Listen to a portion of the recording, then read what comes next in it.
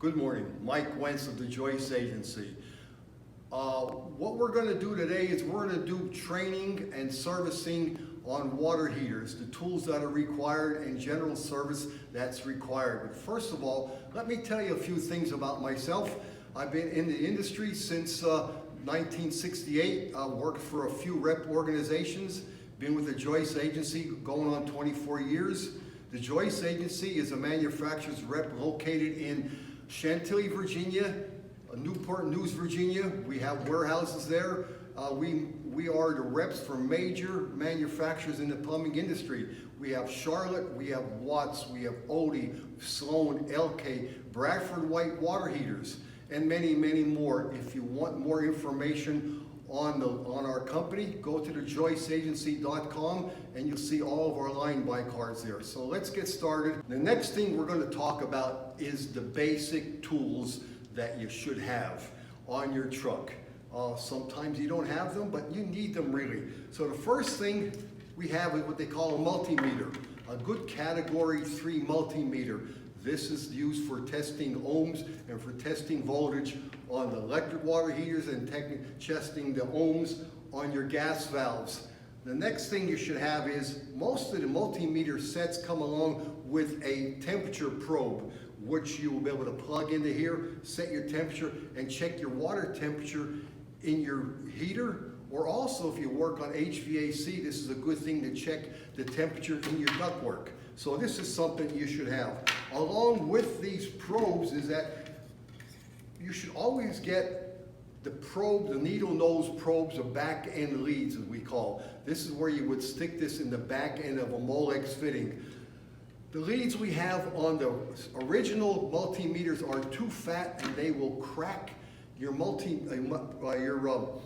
Molex fittings where this will stick in. You get a good contact reading. This is all you need. So this is a good accessory to have with your multimeters.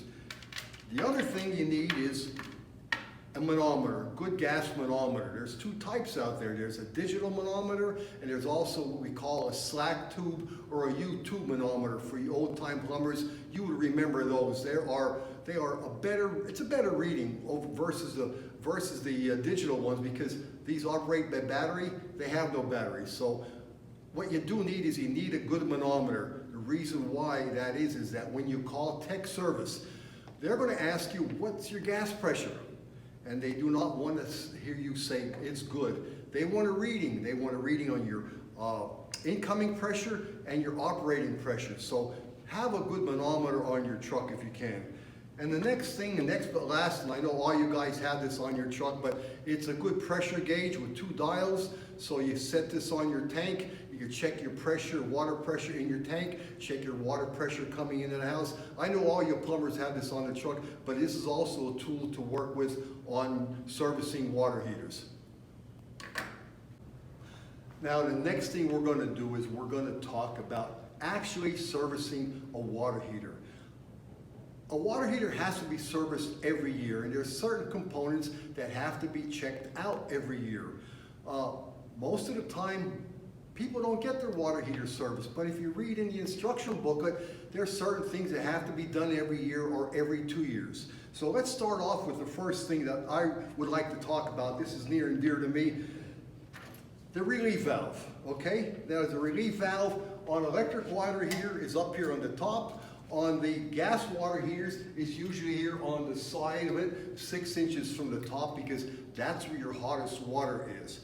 The relief valve should be operated every year. It should be open and closed a couple of times to relieve the pressure and see if water comes out of it. And then if it slams shut and it doesn't drip anymore, it's a good relief valve. If you happen to do a relief valve that you open up a couple of times and it continues to drip, that's the time to change it. The reason why is that when water is heated up, it develops scale because of minerals in the water. That scale could go in here and coat your dip tube. It could go in and coat your spring in here, so the unit would not operate.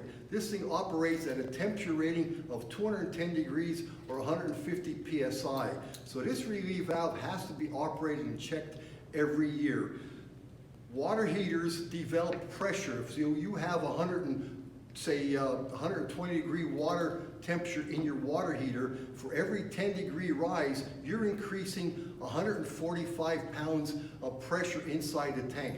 That's why you need the relief valve and you need an expansion tank in your installation. So again, folks, I know there's a lot of plumbers out there who are afraid to do it, but this is something that has to be done on the yellow tag, and also on the instruction booklet. It tells you to operate this thing, and it should be replaced every 3 or 4 years.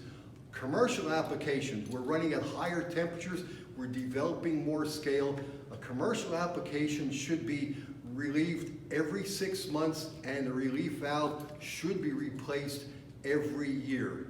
Again, it's a safety feature. That's why we call a safety relief valve. The next thing is that all water heaters, they have glass lining inside, okay? And the glass lining inside is to prevent the tank from corroding. Now, what happens when you make hot water is, with the minerals in there, you're developing electrolysis. So if we didn't have a dip tube in there, which we're going to talk about, your tank would rot out within the 6 to 8 months. How many times have you plumbers seen the top of water heaters up here when the nipples were all rusted out? That's due to electrolysis. So to keep the tank from rotting or leaking is, we have dip tubes inside. Okay, now on the electric ones they have them, on the gas ones they have them, on the commercial applications sometimes they have 2, 3, or 4 in the commercial units because you're doing more hot water. So this anode rod is a sacrificial lamb. The minute you start making hot water, this thing's going to disintegrate. This is where the electrolysis is. So this is a good one. Then you get down to a point where it's down about a couple percentage. You can see how this one's being eaten out. This is doing its job. But once you get down to a point like this, you're in deep doo-doo, because that water heater now will start rotting somewhere. Electrolysis, they're going to start attacking the tank, attacking the nipples. So never, never, never let your anode rod go down this far. The anode rods should be checked every 2 years.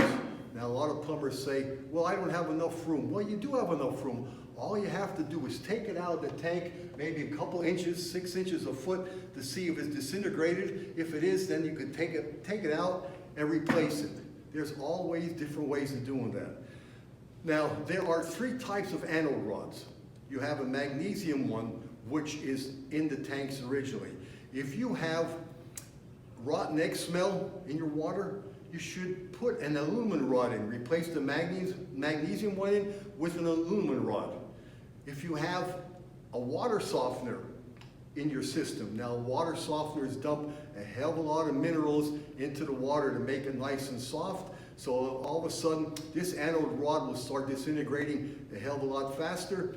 I would suggest you put an A420 rod in there, and that would alleviate it going bad quickly. So these are the 3 types of anode rods that are available. You have a magnesium, aluminum one, and a A420.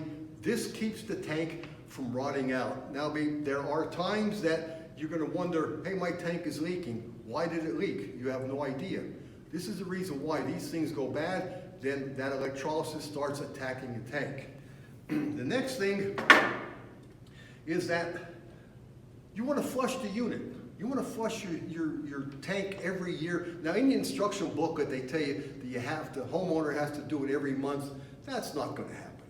So when you do your service on your water heater, your customer's water heater, you should flush your tank every year. So you have a flow-through brass valve, which is down on the lower part of your electric water heater, or on your gas water heater, it's down on the bottom. So how to flush a tank is that you've got to open up a hot water faucet nearby, open up your valve, and then drain the water out. What happens is that when you're bringing the water in from outside, all of our water is dirty. Even though you don't see it, we're developing all kind of sand and dirt that's out there in the system. When they're building new water mains, do they put a filter on for the water to go in there? Hell no. That stuff just keeps coming along. It goes into your system, goes in your aerators, and goes into the water heater. So it settles on the bottom of the tank.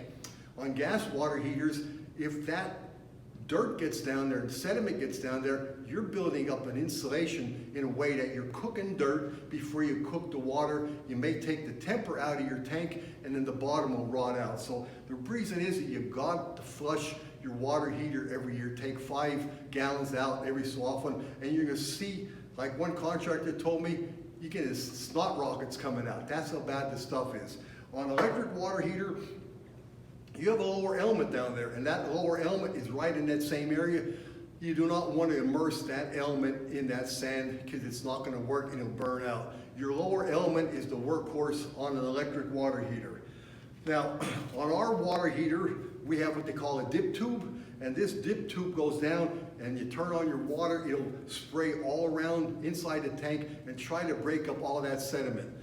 And that'll help get a good flush out. So flush it out till you see nice clear water coming out. Then you know you have a nice clean tank. So that's the 4 or 5 things you actually should do for servicing a water heater. You get a gas water heater, sometimes you have to go down and check out your burner, clean anything out down that area, but these are the major things I would suggest to keep a water heater lasting a long time. Well, that's it for this presentation, but I would like to remind you again, I am Mike Wentz of the Joyce Agency. I am available to do person-to-person or on-site training, which lasts a lot longer than this video. We're going to do a lot of hands-on stuff. I'll come out to your shop, bring my tools, bring the whatever parts I need, and we could do hands-on training, 2.5 to 3 hours. Service manuals, I have a 52-page manual that I put together for servicing water heaters, commercial and electric. So if you're interested in that, please go to our website, thejoyceagency.com. On there's a training site. Click on that, requesting training, and I'll be glad to contact you in the near future. So again, thank you very much for watching this video. I hope you got something out of it, and I hope to hear from you again. Thank you.